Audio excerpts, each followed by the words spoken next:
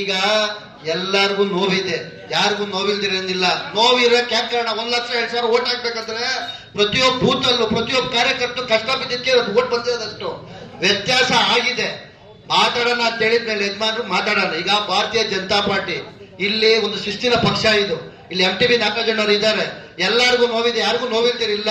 ಮಾತಾಡ ದಯವಿಟ್ಟು. ನೀನ್ ಹೇಳಿದ್ದೆ ಹೇಳ್ಬೇಡಪ್ಪ, ಒಂದ್ ನಿಮಿಷ ಅಣ್ಣ ಕುತ್ಕಪ್ಪ. ಎಷ್ಟೊತ್ತು ಹೇಳ್ತೀಯ?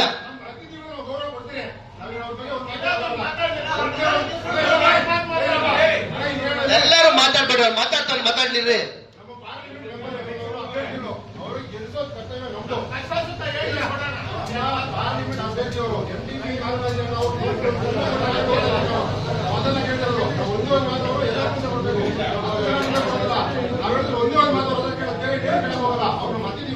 ಅವ್ರನ್ನ ಗೌರವ ಕೊಡೋಣ. ನಾವು ಒಂದೇ ಒಂದು ಪ್ರಶ್ನೆ ಕೇಳಿದ್ರೆ, ನಾಳೆ ಸಹ ನೀವು ಗೆದ್ದ ಮೇಲೆ ನೀವು ಗೆದ್ದೇ ಗೆಲ್ತೀರಾ? ಮೇಲೆ ಯಾಕಂದ್ರೆ ನಮ್ಗೆ ಮನ್ಸಿಗೆ ನೋವಾಗಿದೆ. ಕೊಳ್ತೂರಲ್ಲಿ ಅವರ ಏರಿಯಾ ಅದು, ಅಂತ ಏರಿಯಾದಲ್ಲಿ MTB ನಾಗರಾಜರು ಒತ್ತುವರಿ ಕೊಡಿಸಿ ನಾವಿಲ್ಲಿ ನಮ್ಮ ಹೊಸಕೋಟೆ ಸಾರ್ವಜನಿಕರು ಅದನ್ನು ಮಾಡಿದವರು.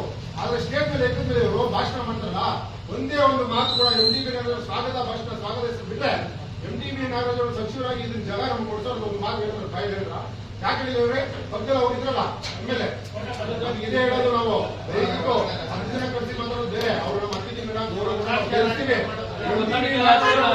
ರಾತ್ರಿ ಹಂಗ ತುಂಬ ಏನ್ ಕೆಲಸ ಮಾಡೋ ಮಾಡ್ತೀವಿ.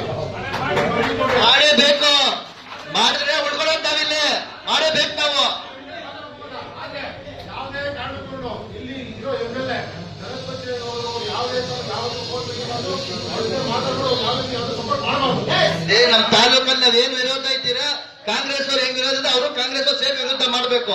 ನೀವು ಕೇಳ್ತಾರೆ, ಮಾತು ಅವರೇ ಉತ್ತರ ಕೊಡ್ತಾರೆ, ಮಾತಾಡ್ತಾರೆ. ದಯಮಾಡಿ ಕೂತ್ಕಪ್ಪ. ಎಲ್ಲ 4-5 ಜನ ಸೇರ್ಕೊಡ್ಸಿದ್ದ ಅಶೋಕ್ ಅವರು, ಅಶ್ವಥ್ ನಾರಾಯಣ ಇವೆಲ್ಲ ಸೇರ್ಕೊಡ್ಸಿದ್ದವ.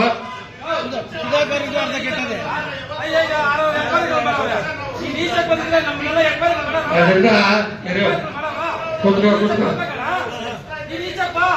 ಅದರಿಂದ ಬಹಳಷ್ಟು ನೋವಾಗಿದೆ. ಅದರಲ್ಲಿ ಕೂತ್ಕಪ್ಪ. ಅದರಿಂದ ಕೆಲವ್ರಿಗೆ ಅಲ್ಲಿ ಪಾಪ ಅಲ್ಲಿ ಸ್ವಲ್ಪ ಅವ್ರು ಬಂದಿದ್ದರಿಂದ ಸ್ವಲ್ಪ ಅಲ್ಲಿ ವಿಜಯ ಹೇಳಿಸ್ತೀನಿ, ಅವ್ರ ಕೈನಲ್ಲೇ ಹೇಳಿಸ್ತೀನಿ ಅದನ್ನ.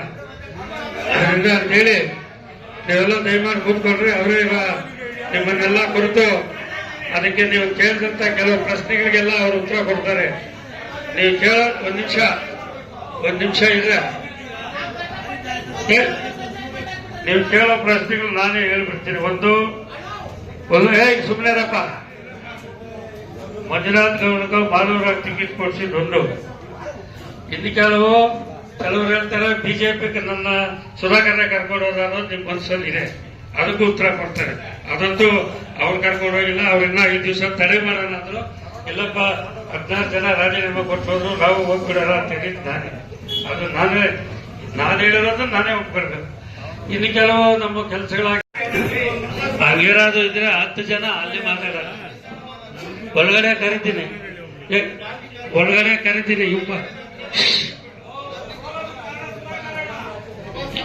ಇಂಪಾರ್ಟೆಂಟ್ ಆಗಿರೋರ್ನ ಇರೋ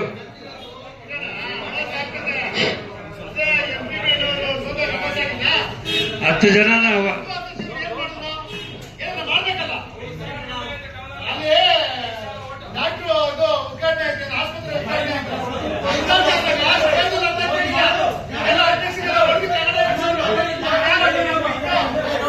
ಅದರಿಂದ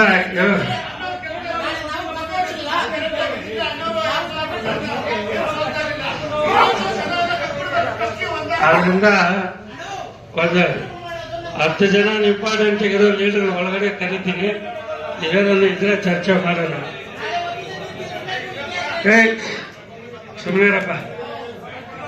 ಅದರಿಂದ ನಾವು ಇಂಪಾರ್ಟೆಂಟ್ ಆಗಿರೋರು ಬೇಕಾದ್ರೆ ಒಂದು 10 ಜನ ಒಳಗಡೆ ಕರಿತೀನಿ. ನೀವು ಇಂಪಾರ್ಟೆಂಟ್ ನೀವು ಏನನ್ನ ಇದ್ರೆ ಕೂತು ಸಮಾಧಾನದಿಂದ ಚರ್ಚೆ ಮಾಡಿ.